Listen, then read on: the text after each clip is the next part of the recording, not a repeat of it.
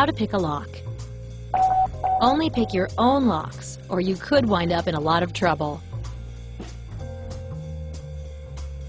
Locked yourself out of the house?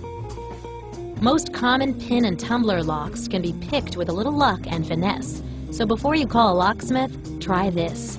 You will need a paper clip or safety pin and a tension wrench. Optional, a second paper clip. Step 1. Get a paper clip or safety pin and bend it straight. Now make a slight upwards bend at the very end.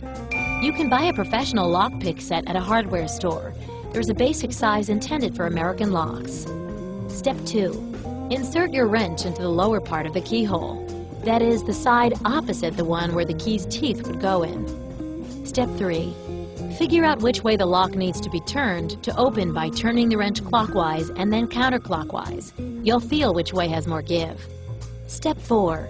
Turn the lock the correct way with the wrench, putting slight pressure on it. Hold the wrench in place. Step 5. While keeping pressure on the lock, insert the paper clip into the top part of the keyhole. Step 6. Feel around the keyhole with a paper clip until you locate the pins. If you're picking a common door lock, there will most likely be at least 5 of them in a row. Before you start, many experts suggest raking the lock. Straighten your second paper clip, put a few bends at the wire's end, and, with no pressure on your wrench, shove it to the back of the lock.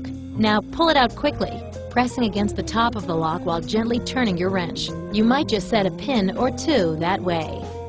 Step 7. Now for the actual picking.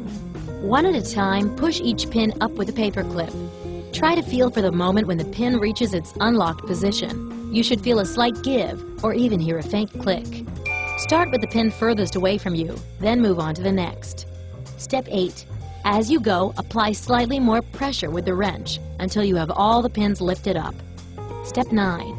Now turn the wrench fully. Voila! The lock will pop open.